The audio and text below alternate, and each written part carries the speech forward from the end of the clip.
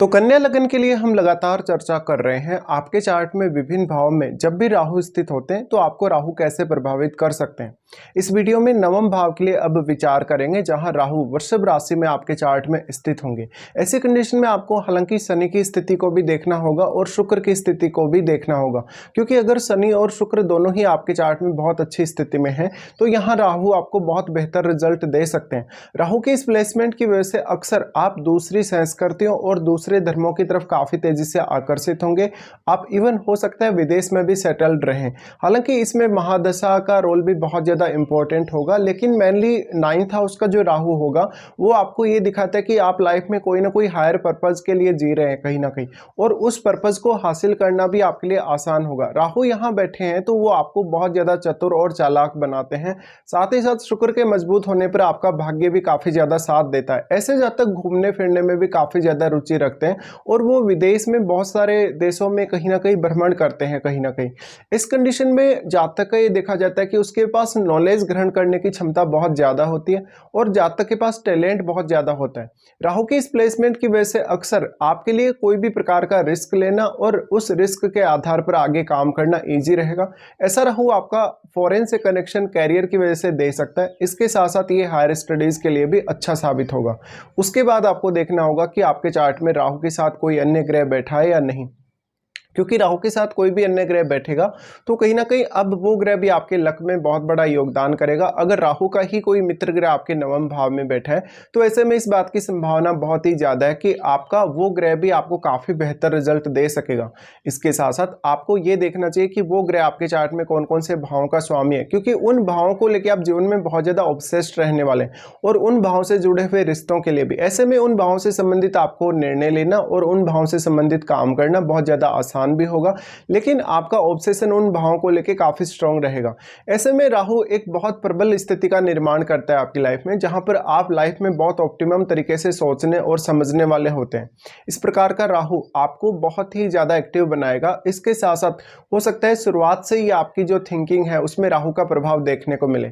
अब अगर मान लीजिए यहाँ कोई फायरी प्लैनेट बैठा है, अगर सूर्य का प्रभाव है, इवन मंगल का अगर प्रभाव है, तो फिर ये आपके कुछ रिश्तों के लिए अच्छा साबित नहीं होगा। जैसे पिता के साथ आपका रिश्ता है, अपने परिवार के साथ आपका रिश्ता है। इस प्रकार का जो जातक होगा वो दूसरों के साथ यानी दूसरे कल्चर के लोगों या दूसरी सिटी के लोगों के साथ ज्यादा अच्छे से समायोजन कर पाएगा। इसके साथ साथ जातक जितना ज्यादा भ्रमण करेगा उसका नॉलेज और उसका जो बुद्धि का स्तर है वो और भी ज्यादा बढ़ता जाएगा। फिर अगर हम राहु के एस्पेक्ट्स के हिसाब से सोचेंगे तो राहु सबसे पहले आपके लगन को ही एस्पेक्ट करते हैं। लगन को राहु जब एस्पेक्ट करे तो आपका कन्या लगन है और कन्या लगन यहाँ राहु को बहुत ज्यादा प्रिय होगा। ऐसी कंडीशन में वो राहु आपकी पर्सनैलिटी में अपने गुण ऐड करेगा। साथ साथ में अगर लगन में भी राहु का ही कोई मित्र ग्रह बैठा हो तो लगन पर और भी ज्यादा अच्छा प्रभाव राहु दे सकता है।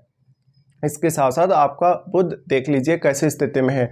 हो सकता है आपका बुध आपके चार्ट में राहु के साथ है या कहीं भी आपके चार्ट में बैठा हो, बट अगर बहुत अच्छी स्थिति में है तो निश्चित तौर पे राहु आपकी पर्सनैलिटी में बहुत अच्छा प्रभाव प्रोवाइड करेगा आपको। इस प्रभाव की वजह से जीवन में आप बहुत ज़्यादा सफल होने के लिए देखेंगे और बहुत कुछ नया करने के बारे में भी सोचेंगे।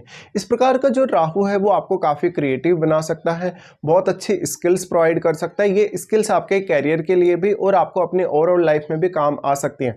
अब जो टॉरस का राहु होता है मेनली वो भोग विलास या भौतिक सुख संसाधनों की तरफ बहुत तेजी से आगे लेकर जाता है। ऐसी कंडीशन में जातक कहीं भी सेटल रहे, चाहे वो विदेश जाए चाहे अपने कंट्री में सेटल रहे, लेकिन वो अपने कैरियर में बहुत अच्छा कर पाता है। साथ ही साथ वो आर्थिक रूप से बहुत ज्यादा सक्षम हो पाता है।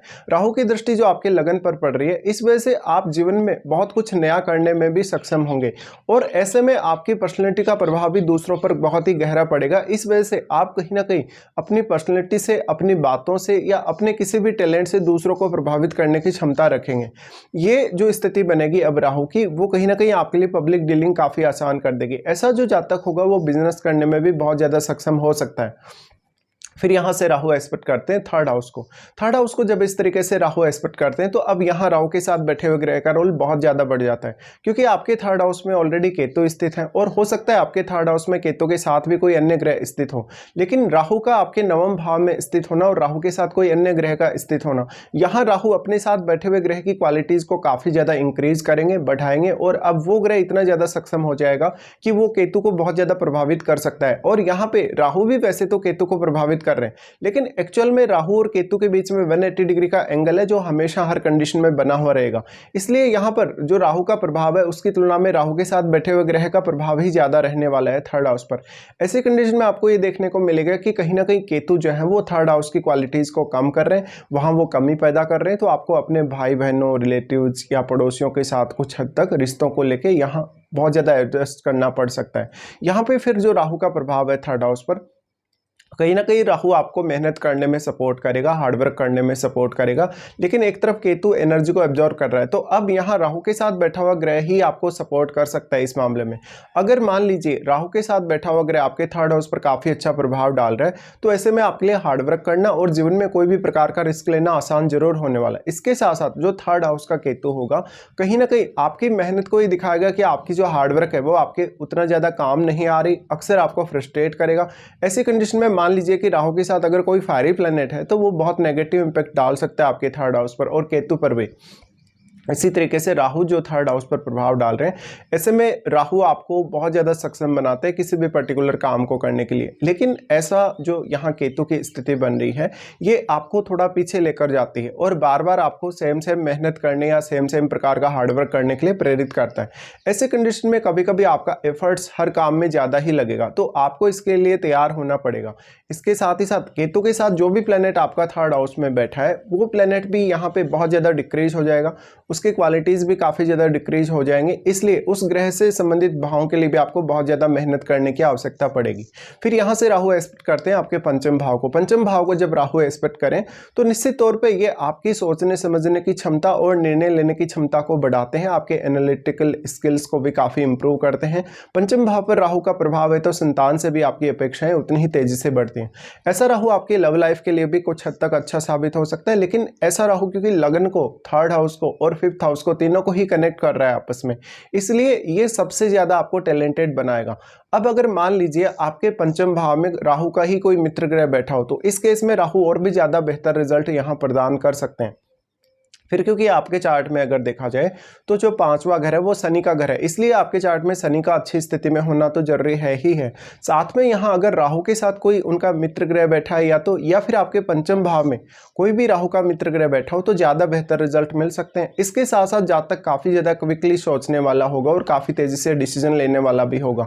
ऐसी कंडीशन में जब थर्ड हाउस यहाँ फिफ्थ से कनेक्ट हो रहा है तो यह आपकी क्रिएटिविटी के लिए अच्छा है। कोई भी प्रकार की लाइफ में आपकी सिचुएशन आ गई जहाँ पर आपको काफ़ी क्विकली सोचना पड़ रहा है, काफी क्विकली आपको एनालिसिस करना पड़ रहा है, इस मामले में राहु आपको बहुत ज्यादा सपोर्ट कर सकते हैं। कुछ हद तक इस बात की संभावना बन जाती है कि राहु जब इस तरीके से पंचम भाव पर प्रभाव डाल रहे हैं तो ये लॉटरी, सट्टा या आपको शेयर मार्केट की तरफ भी काफी ज्यादा आकर्षित कर सकते हैं। बट ज्यादातर इस प्रकार की कंडीशन में जो लोगों का रुझान देखा गया है, जब भी उनके नवम भाव में राहु है तो राहु की महादशा या इवन अंतरदशा में भी कभी कभी जातक विदेश की तरफ ही ज्यादा कहीं ना कहीं वो सेटल होना चाहता है और विदेश वो जाना चाहता है एक्चुअल में। तो यहाँ पे आपको शुरुआत से इस तरीके से प्लानिंग करनी चाहिए अगर आपका नवम भाव में राहु स्थित है।